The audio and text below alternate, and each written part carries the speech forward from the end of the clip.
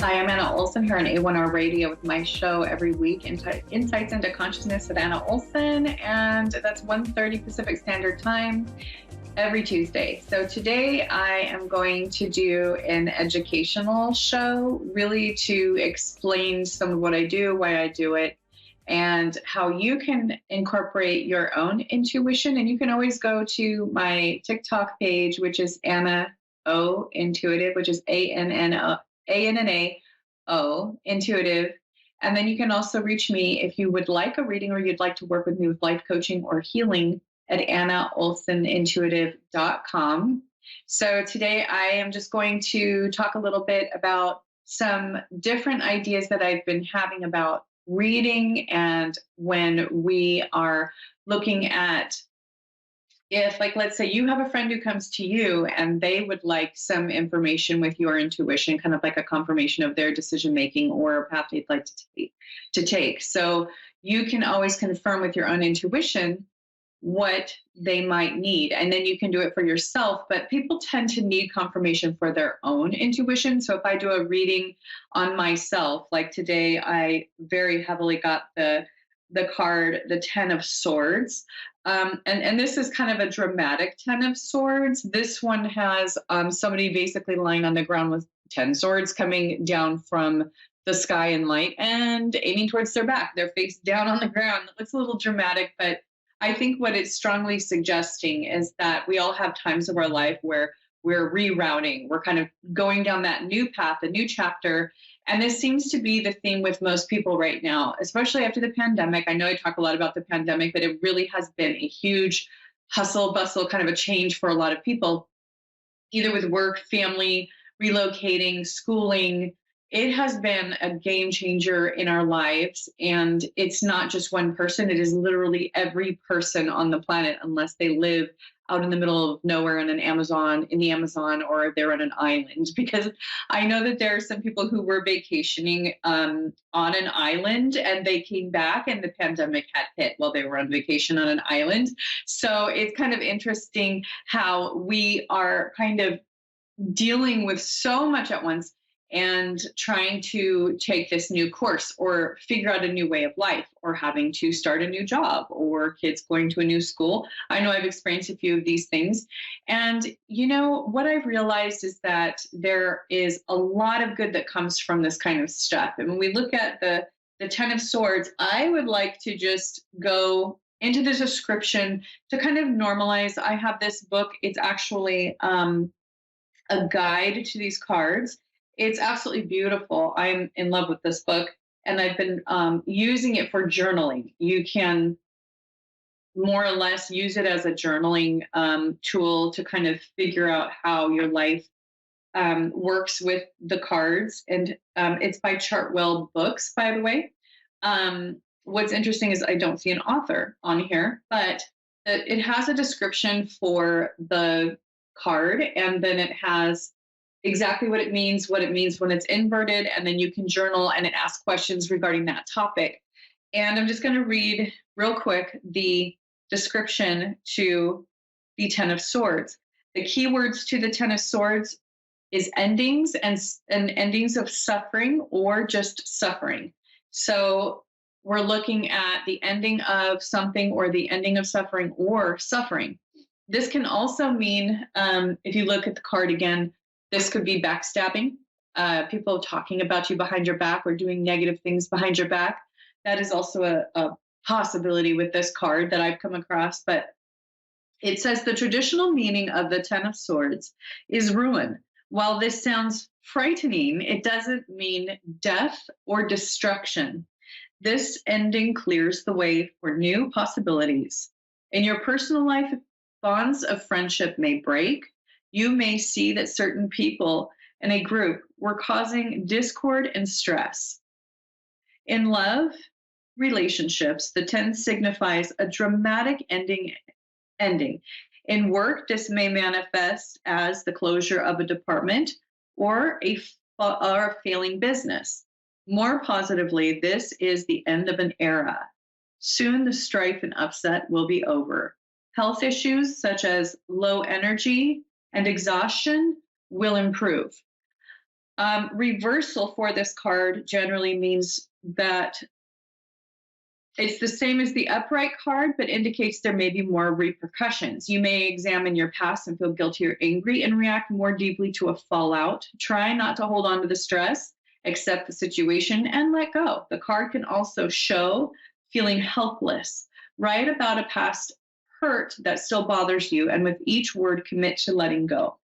So I think this is really important when we feel helpless. I think this can apply to many people during the pandemic. This feeling of helplessness, this feeling of not being in control of what's happening around us. We've had loved ones that are sick. We're not sure what to expect from that, from a virus that has been new and it's mutating, and there isn't a lot of research on how to treat it, the long-term effects, which is all improving as we go. However, it still inflicts an air of helplessness, and some people are feeling trapped. There are even people feeling trapped in relationships with somebody that they would rather not live with because they had to be isolated, or because of their financial situation or the pandemic, now they can't go to work or to, different activities. So this is a very prominent feature during the pandemic. The Ten of Swords. And when it's upright, it basically is just like same meaning as upright. When it's inverted, it's the same meaning as upright. And ruin is similar to the Tower card. When we have something that's falling, like imagine, like in history, when things have fallen, there's always a rebuild. There's always a new location or a new pathway to take or a new way of doing things. And I think that our planet was long overdue for that. I'm really feeling that spirit is very strong right now. And I even feel like the spirit world is kind of coming down into our atmosphere and down to the earth closer and closer as we go. What that means, I believe, is that the consciousness of the planet is becoming more in line with the higher intelligence, the divine, spirituality, and the new consciousness of understanding what's truly important in life, and getting in touch with the eternal aspect rather than the hustle bustle of the everyday, grind where everyone is just rushing to get their kids to school and get to work and get their paycheck. And that's all their life has been about for like 50 years and or more. And so now we are coming to a consciousness of slowing down, understanding what's truly important, really questioning what we're doing here, why we're here, why are we on this planet, what are we doing as human beings to do the work here that we're supposed to do with each other and guide each other along the way. I think that that's really important to stop and think about and to look at, because we have a limited time here and it's good to take full advantage of it. Rushing and being unconscious and constantly petty, gossiping about other people, really like not thinking about the well-being of others.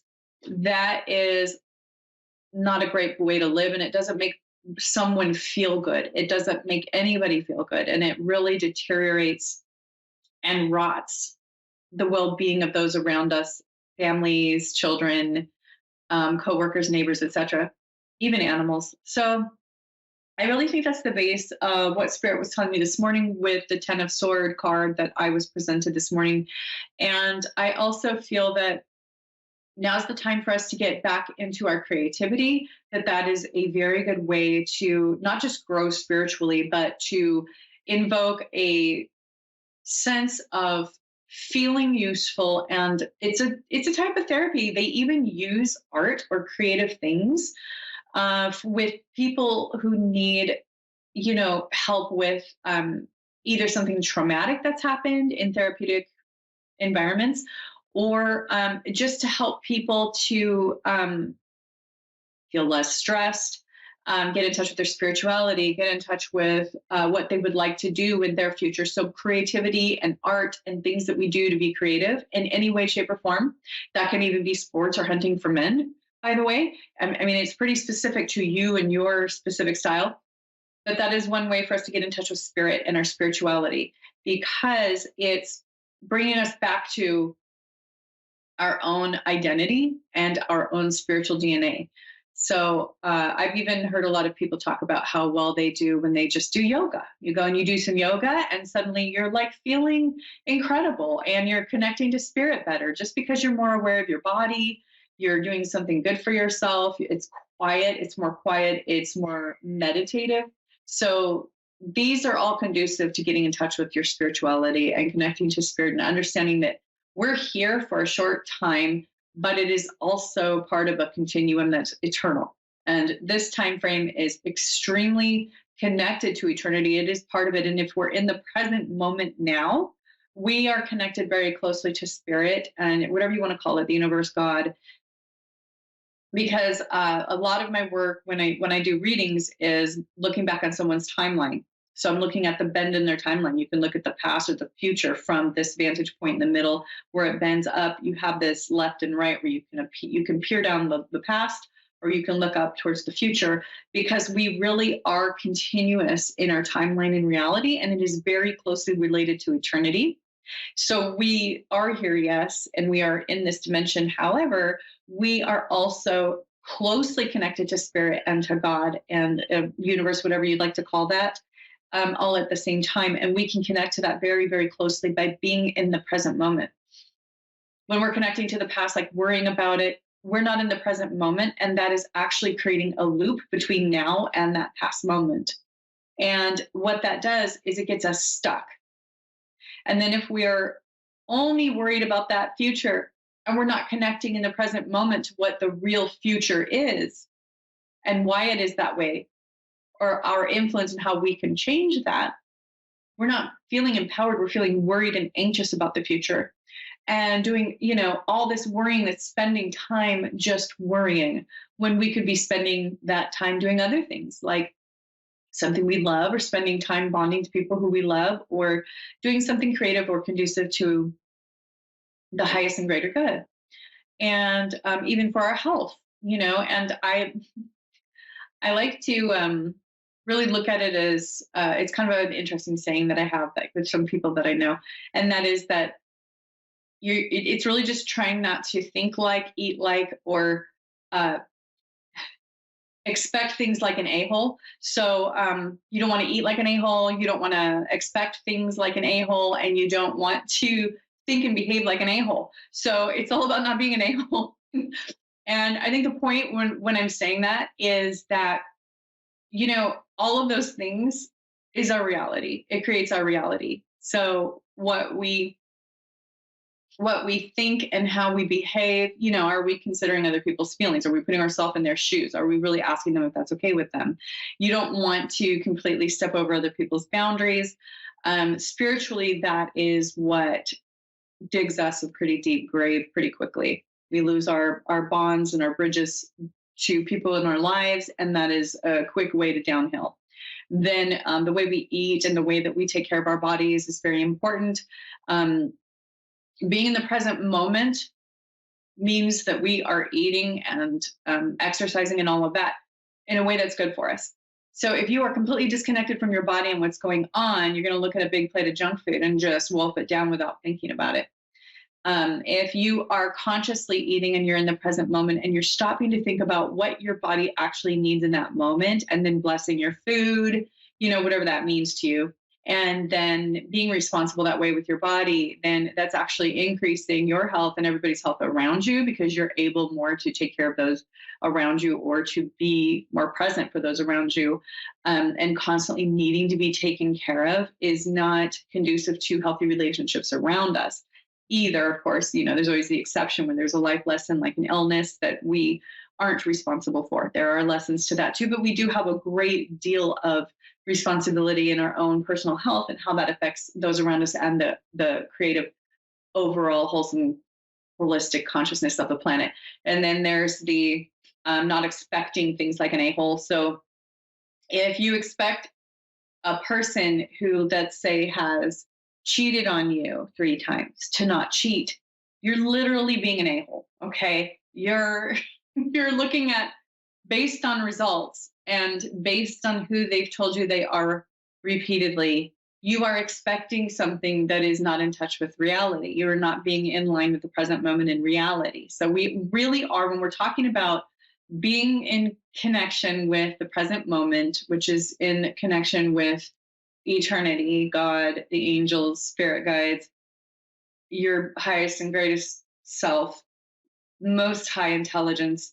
We're talking about really being present and initiating your life in the way that you want to create it. And that's the most powerful place to be. So when we're, expecting things from people that they will not deliver, we're out of touch with our bodies and our minds, and we're kind of off somewhere else and we're not paying attention, or we are not respecting others or their needs. Really, we are in a place of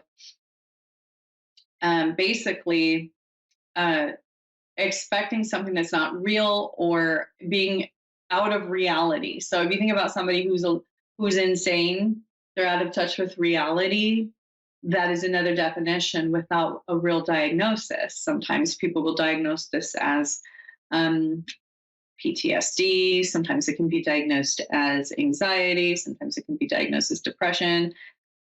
But in reality, this is a very spiritual concept that needs to be initiated for anyone and everyone with any sort of mental background, trauma background, whatever, and they will benefit greatly from it. So the more that we're in touch with reality and what should and can be expected, the healthier that we will be in general. So we're going to be a lot healthier. We're going to be a lot more in tune. And insanity is literally being out of touch with reality, what is and what is reasonable, having realistic expectations and connections to our present moment and our past and future, only using an escape or a road to the past or present if it's really needed for your highest and greater good, not doing it to waste time, ruminate, or to worry, and to really feel and think like a person of maturity, spiritual maturity. So, one thing that people tend to really get distracted with is materialism. So, when I'm talking about materialism, I think it's wonderful to expect materialism, especially if that is building basically what I call my queendom. Okay, so I build my own queendom. And yes, I think that is necessary for the basic part of life. But when there is an extreme focus on materialism, where it's excessive, it's draining, it is all about appearance, it is all about the value, about the actual dollar value of things, and having an influence over other people that way when they are vulnerable and things like that, or using status as a means of having power over somebody, or that's when it's also the same concept of living in the basically the past and the future, because the past is usually what influences somebody to become so drawn towards the materialism, and also future is basically your materialism will turn to dust, and anything material or of a lot of monetary value is going to fade, break, fade away. And what will we be left with on the other side in the spirit world? And I don't want to get too preachy here. It's just a reality that we lose that, and then what do we have left? Do you have connections to other people? Do you have a good connection with yourself? Do you feel love and peace and happiness when you are just being still and feeling peace through spirit? When you are around other people and your electromagnetic fields are connecting, are you increasing their well-being in your own, or are you actually committed to making that a negative experience in some way? I think we're all guilty of these things because we're all human, but I believe that the goal is to focus on getting past these really basic human tendencies, that if we were from another place, let's say we were from another planet and we were looking down on Earth, what would we look like to a higher intelligence? We would look pretty unintelligent and kind of pathetic in some ways with how things go sometimes. But on the other hand, the human race is really, really wonderful in a lot of ways too. And that's what I think is important to focus on and to learn and grow on, and to just ignore the rest and let somebody else do their thing, put a boundary on them. I think it's very important to put a boundary on them. So when I'm talking about not expecting like an a-hole, um, know what people are capable of. If they have shown you who they are, that they are not quite at the same intellect or spiritual level that you are, it's time to stop expecting things that are impossible for a person. We're not going to expect somebody who just broke their ankle to run a mile. Come on, it's same with behaviors. We have to understand and internalize that behaviors in people are patterns that are built over many years and they're hardwired into their brains. The chances of them changing, especially in a short time, are slim to none. And it's better to figure out if we can deal with those issues that they have long term. And if not, what will be the actual way that we will be able to implement some sort of a strategy in getting tools and dealing with that and setting boundaries on that person. The boundaries are very, very important. We came from a nice generation of these boomers who have, kind of set the stage to teach the next generation, my generation, that it's good to set boundaries. They figured this out. They went through a lot, and their parents went through a lot. And they set the stage and the tone to set boundaries and to really internalize their own personal power and to utilize that in daily life in a good way. That's going to work for everybody. Less unintelligent ways of doing things. So really increasing that intelligence level, really increasing our emotional intelligence and how we relate to each other, and really understanding not just our carbon footprint on the earth, but our legacies on the earth. How does that form the earth? Is the earth a living thing? I believe so. I believe it's a living entity with its own spirit. Gaia is, pretty much our home. How are we influencing that? Is she okay? These are questions I think that are very important to really look at the large picture and to see how we conduct our lives, and knowing that the butterfly effect, when they say the butterfly effect, one little thing we do can create a wave energetically and emotionally throughout time, space, and people at a pretty extensive level. So understand you, me, we all are very important in the way that we influence the rest of the world. There are those that wake up in the morning and haven't had a good day until they have literally destroyed somebody.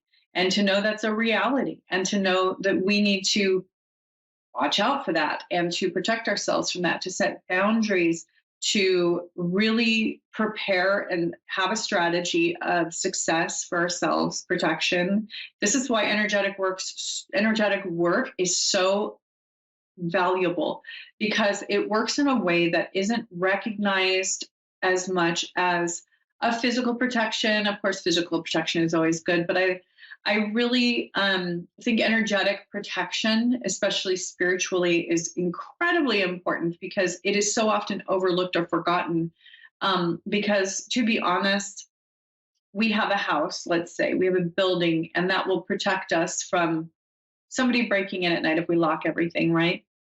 Um, and that's great and all, but on the other hand, a home is not safe if it isn't energetically protected, if there isn't a boundary put on negative things coming into the home, whether that be through the internet, a TV, a person having really bad behavior, a relative or friend coming into the home and energetically making a mess. Pay attention to how people are behaving around your family and your home and your space. How is that affecting everybody there? What kind of feeling is that leaving?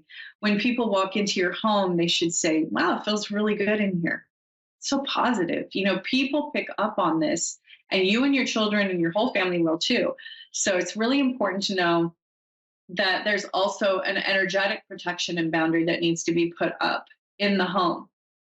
There are more and more people more aware of the energetic or emotional toxicity of some people, even family members, where they come into your home and they're really making a mess emotionally, energetically in the home. those people need tall fences. Those people need good boundaries. It not only is going to protect you, your home, and your children, but it will also really show that person more or less, this is something that you need to work on.